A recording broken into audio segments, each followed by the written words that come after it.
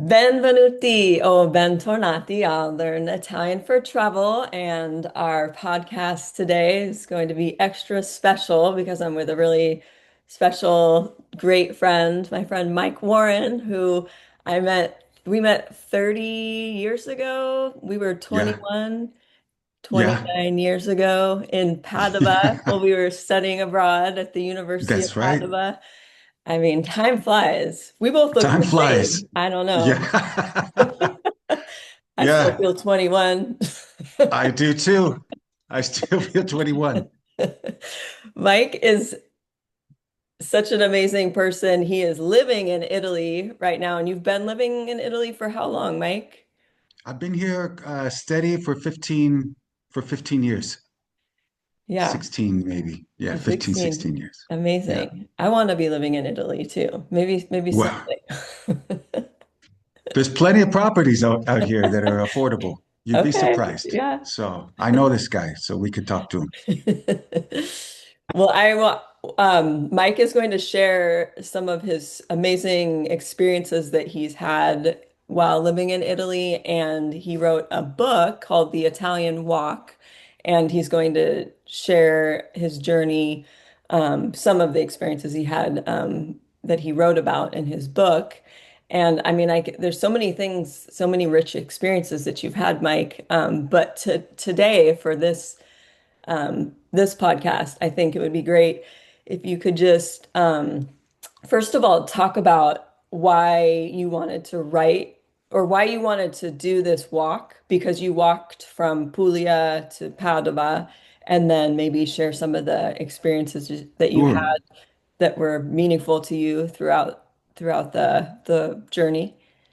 Yeah, for sure. Well, um, I wrote about it obviously in the book, but I mean, there's some, I I have like a romantic vision of life in general, like the romantic things to do, like adventures.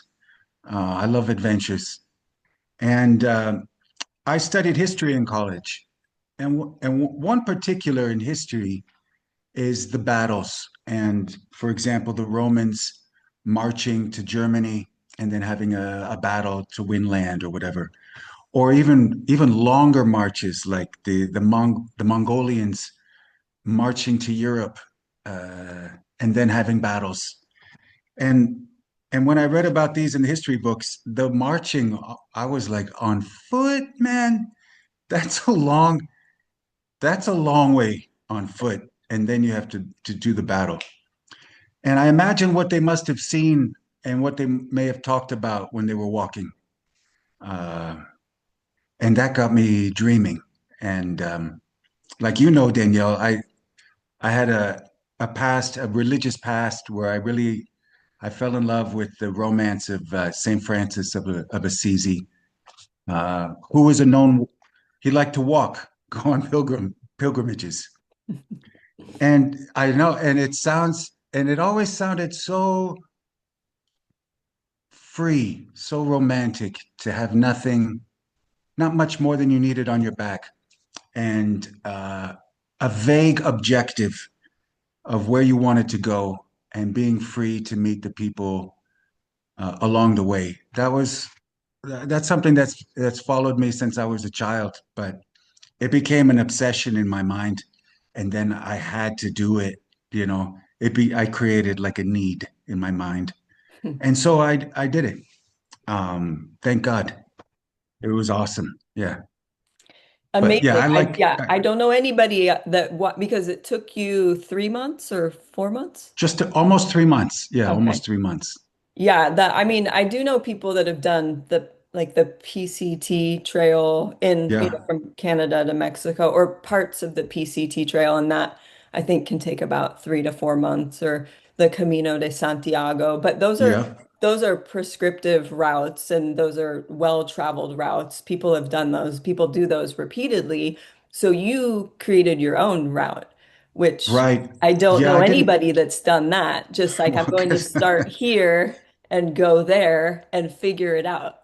yeah, I well, I I wouldn't suggest it as far as safety goes. If we're worried about safety, I didn't have any children at the time, or, Yeah. you know, it was a very reckless thing to do. However, as an athlete, I felt like I could face the walk physically. I wasn't worried Right. about the physical pain of it or the hardships. I was I was definitely concerned about the not knowing. Maybe I was walking into danger, you know. Right. Um, but it was very romantic not knowing where I was going. I have to say, if you're into the Right. romance, yeah. And so every morning I had a kilometer objective, and wherever that got me, that's where I would stay. Um, and it was fun to make it up as I went along. Honestly, Yeah. if if I meet somebody along the journey and they say, "Oh, you're going towards," in Puglia, they say, "Oh, you're going towards Jamaica." The It's like a bar restaurant thing. Mm. Um, so I said, "I don't know. I guess I will." And so I went to Jamaica, and it was awesome, and I met great people. Or somebody says, "Hey, maybe you ought to check out this little town, Paduli." Maybe I should.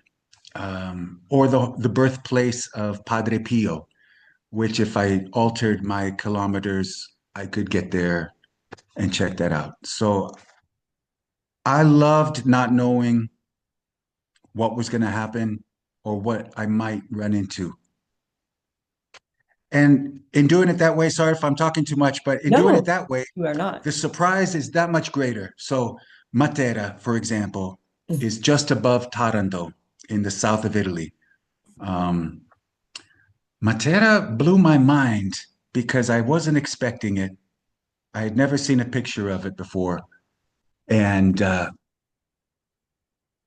that for me is the spice of life. That it's like discovering the city of gold in the Amazon or something.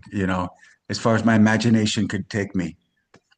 It was awesome. So yeah, I Wow. in What, Italy you can do something like this. It's not too dangerous. Well, there are dangers. We'll talk about them, but yeah. Well, how many miles or kilometers did you walk or shoot for each day? Rocco, shh. well, I was a novice and I heard that 25 kilometers was good to go Okay. for a long walk. And Hmm. my first day wasn't so bad for 25 kilometers. And then by the third day, 25 kilometers was a lot because I wasn't prepared. Okay. I'm an athlete, but I wasn't trained to hike 8 hours a day with a backpack, which is its own physical. Your body has to get used to that. Right. So about 25 as a month got going, I got up to 30 and sometimes was able to do 45 Wow. because I got into a walking rhythm, which I think hikers know this and also bike riders know this, that once you've gotten through the pain and your body's used to it and you're on a long journey, then you become a machine Hmm. and the walking's easy and 30, 45 easy, no problem. But just, yeah, I had to get started. Right. The first 2 weeks were very physically painful, but it's supposed to be. And you had your dog, Bo, with you, so Yeah, that was a whole nother experience too, because I remember in the book reading about his feet got sunburned and you had to get shoes made for him. yeah, I made him shoes. Yeah, I brought my dog from California. His name is Bo. And he gave me a lot of courage because he was a very protective, almost savagely protective dog in my, as far as no one could get near me without him protecting me. Oh, I And that love gave me that. a lot of peace of mind. Hmm. Even sleeping, I had a tent and I would sleep in wherever I found myself. So yeah, but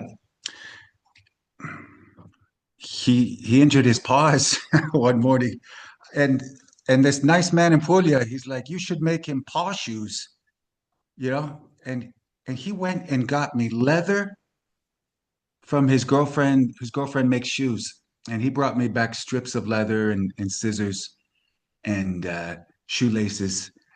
And for 2 hours, I cut up the leather and I made holes, and I made paw shoes that went right around the paw, and they would tie up on the high ankle, and Oh, they were awesome. that's I amazing. I was so proud of myself. You made paw shoes. I made paw shoes by myself with leather for my That's dog. incredible. And the man I just was know. like, here's some leather and here's all the Here's some leather. materials and He like he was like, yeah, here's some leather. Figure it out. so but once. And so I did. Um, and then so I took a picture. I was so proud, and I was like, "Hey, Bo, aren't you lucky? You got me, man. I'm your fucking owner. And as soon as we started walking, in maybe 4 seconds, he was like, slip, slip, slip, slip, slip, slip, slip. And he took off the paw shoes and he looked at me like, you are an idiot, you know? Dogs aren't supposed to have shoes. And so, Wait, so he never wore them? so he never wore them after I put them on. Oh, Yeah. He oh, was okay. able I to don't sit remember reading that in the book. I read your book like right when it came out, which was when was that? 2020, 2000, okay, about 5 years 5 years ago. ago. Yeah. Yeah. And when did you do the walk? What year was that? 2010. 2010. Okay. Yeah. So 15 years ago. Yeah. Yeah. Yeah. So yeah, Well, as far as yeah, he took off the shoes. He wanted nothing to do with them.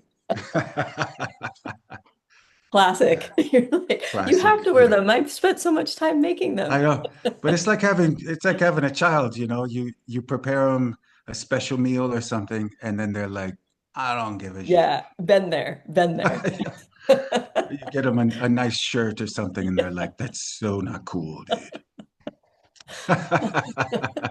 What can you give us like maybe you said the journey was a little bit dangerous or, Yeah, scary at times. So maybe like if you could talk about like the thing or something like the thing that like provoked the most fear and then maybe like the coolest thing that happened like during right. the journey. Okay. I mean, I know you have so many like Well, stories and well, like it's the fear is pretty easy. Well, there was a couple, but I'll just tell you one of them. But the wild dogs that I ran into in Puglia, I didn't choose to take the coast up north. I chose to walk the interior part of Italy, all the way up the middle. And I ran into wild dogs, in a number of which I couldn't imagine that I was seeing so many, um, especially around Taranto. That's when like the vicious dogs started. But every morning me and my dog, we would be surrounded by 10 to 20, a pack of 10 to 20 that's wild, terrifying. aggressive, angry, barking dogs. And they would always close in on us. That was very scary. Yeah.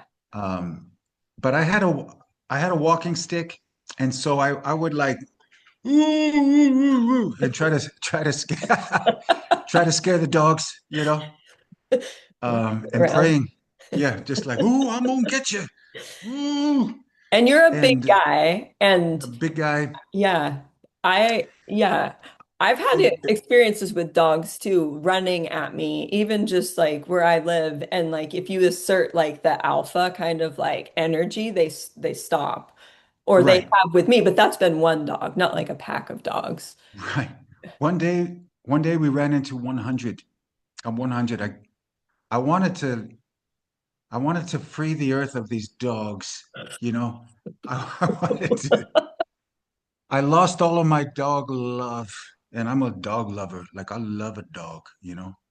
But I was like, no more dogs. We No can't more. we can't deal with this. Yeah, But so my experience was like yours, Danielle. Usually, like with wild dogs, if you make some commotion and you're aggressive towards them, yeah, they tend to have fear of us, right? right. And they make space. They tend to usually, you know. Yeah. But when I ran into the big white pasture dogs that were protecting horses or sheep or cows, Hmm. Those dogs, they weren't afraid of me. And Huh. we got into a couple very, very close calls where I thought at least Bo was going to be murdered, Wow. at least. And I thought for sure, like, well, we're going to be in the hospital at least. Oh my gosh. And we got very lucky. A Wow. number of things, you have to read the book, but Yeah. we were able to escape by the skin of our teeth a couple of those dog dangers. Yeah. So to your question, I would say the wild dogs were the biggest. Yeah. They were the biggest danger and ultimately the daily fear, The daily fear. keeping me alert. Right. You never know. Yeah, and that so they're just around like everywhere. Like they're just like whether you had walked on the coast or inland, you would have encountered probably just like I think well in on the inland there's a lot more country. hmm And when there's countryside, there's a lot of dogs hmm for protection. There's also pastor dogs. There's just a bigger dog situation on the Yeah, when you're like in country farmhouse style. right.